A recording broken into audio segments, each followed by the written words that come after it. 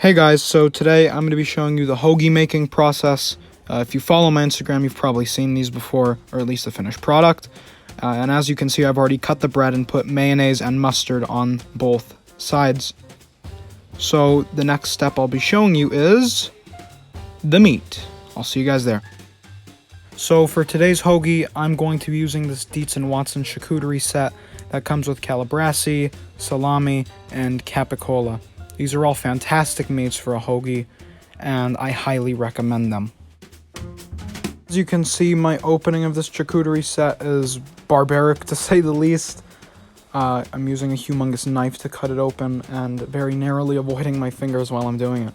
And as you can see, very quickly after it was already destroyed, I realized there was a pull peel tab on the corner of the box, but at least it's now open, and I can put some of that delicious meat on the hoagie. In my opinion, the meat is the most important part of a hoagie, either making or breaking the entire thing. I like to put 8 slices of each meat in the set on my hoagie. And because there are 3 sets of meats in this package, that will be a total of 24 slices of meat.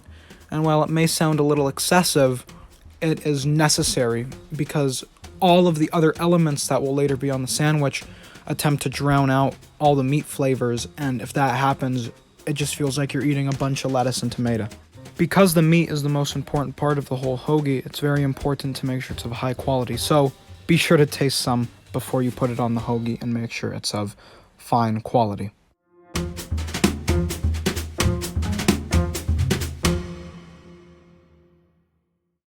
Once you've picked out the appropriate amount of meats for your hoagie, it's very important to layer them properly so that you don't have meat falling out of the back of your hoagie. I like to go thick, thin, thick for the meats so that everything is weighed down together and everything stays in place.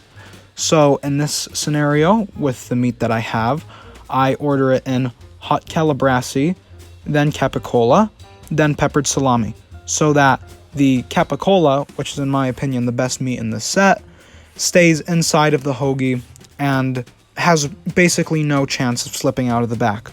It's also very important when making a hoagie to have a very organized spread of your meat all across the hoagie so that when you're eating it, you can taste all the meat profiles in every bite. It's also important to have it in a nice, probably grid-shaped pattern like I have it, maybe 2x4, or depending on how big your bread is, maybe 2x6, whatever it may be. It's very important to have it very evenly and symmetrically laid out so that everything stays on the hoagie.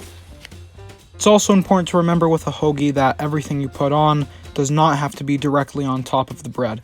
If a little bit of meat or tomato or cheese is hanging off the edge or the back, it's okay. As long as when you're holding the hoagie you got a good grip on it, everything should be fine. So my cheese of choice for this hoagie is pepper jack. I'm not actually that big of a fan of cheese, but pepper jack somehow wiggles its way into being acceptable for me. And you cannot have a hoagie without cheese because the next step is tomato. And tomato sitting on top of the meat, it would slide off super quick. The cheese almost acts as scaffolding or like a support for all the other ingredients because it levels everything out. If you look at the meat right now, you could see everything's very uneven and curving in, little divots and all that. So tomato being put on top of that would fall into those divots, probably slip out because it's just smooth meat. So cheese is very important, and in this scenario, at least with pepper jack, and I'm sure other cheeses too, it improves the quality of the hoagie tenfold. So please be sure to seal your cheese right and put it away in the fridge. The last thing you want to ruin your hoagie night is to go and make another one a week later and see big green spots on your mozzarella. You do not want that.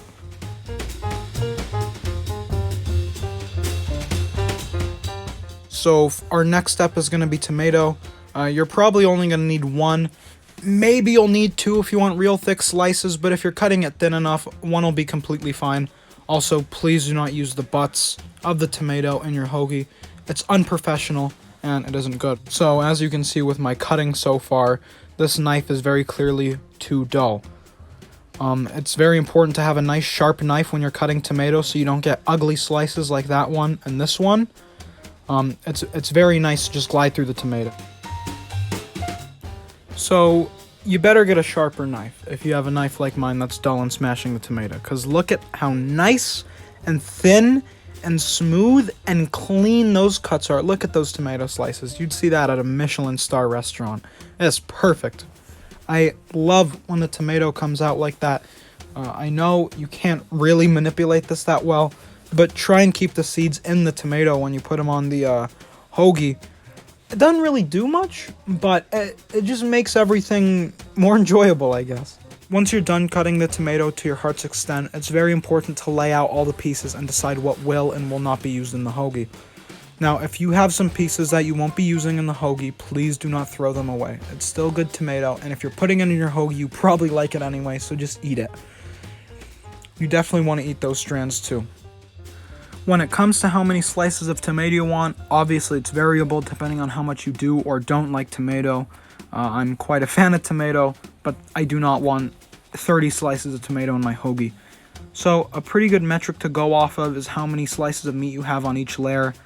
In this scenario, I have 8, so I'm probably going to put 8 slices of tomato.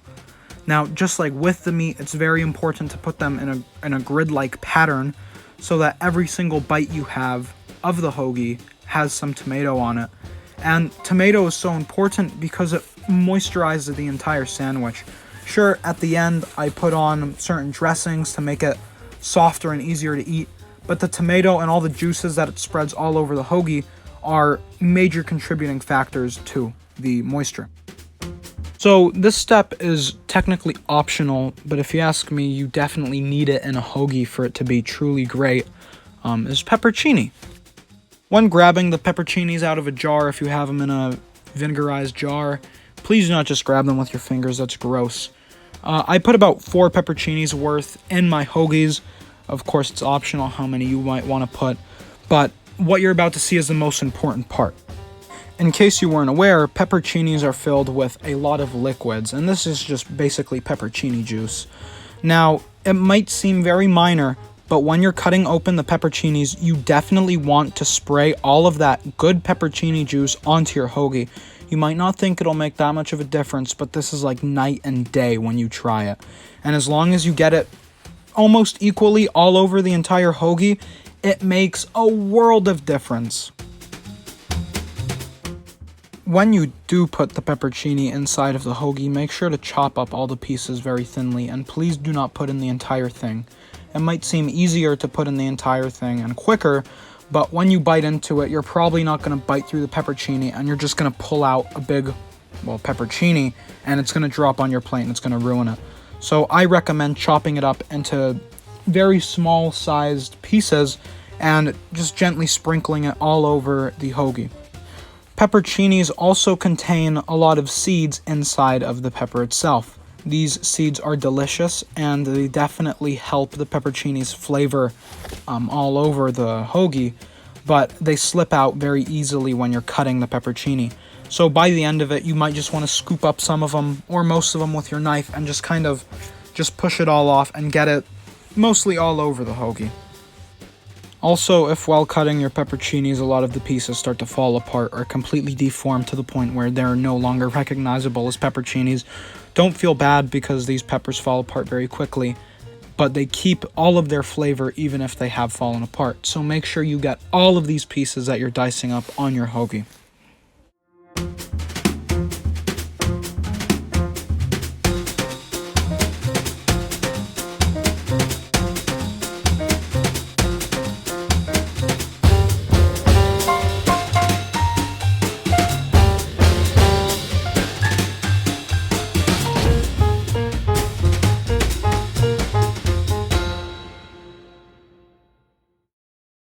Next, on top of the pepperoncinis is onion, and when you're cutting them, try not to cry, of course.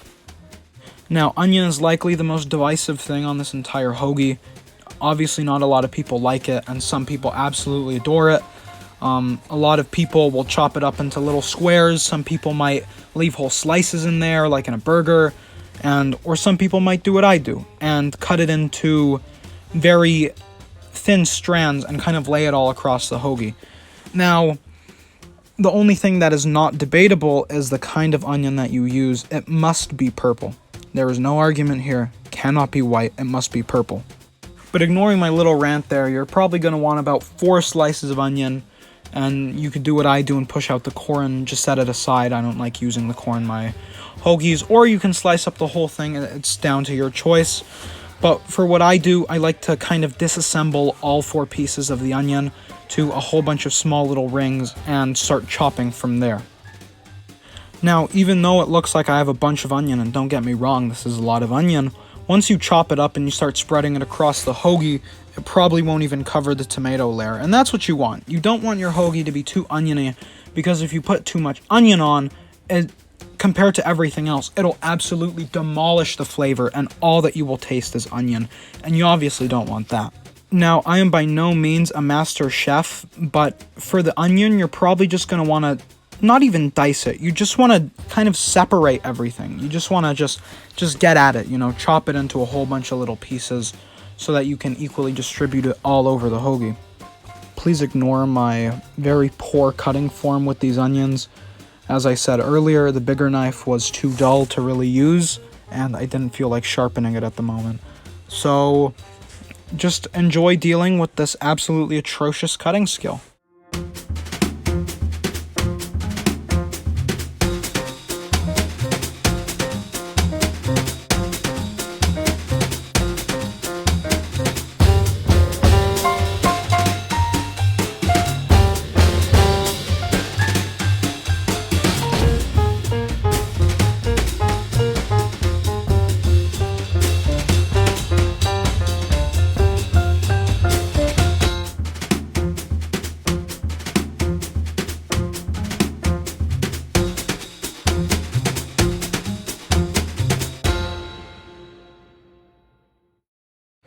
Now, please forgive me for not showing the first couple of cuts of lettuce. I had no idea how to shave lettuce until I'd watched a video, so that explains why there's so much already there.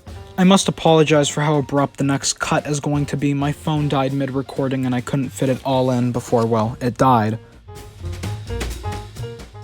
My phone dying also unfortunately prevented you guys from seeing the last 3 steps, which is adding hoagie dressing, which I think is also from Dietz & Watson, and salt and pepper to the top of the hoagie. But if you did everything like how I described it, this is how it should look, or at least something like this. The bread is also very important. Even though you can't truly see me biting into the hoagie, I'm sure you can vaguely see the ripping motion and see how much I enjoyed it. And now, all I really want to say to you guys is thank you oh so very much for watching. It means the world to me. If you try this hoagie recipe, please let me know how it tastes in the comments. And again, thank you for watching, and I will see you later.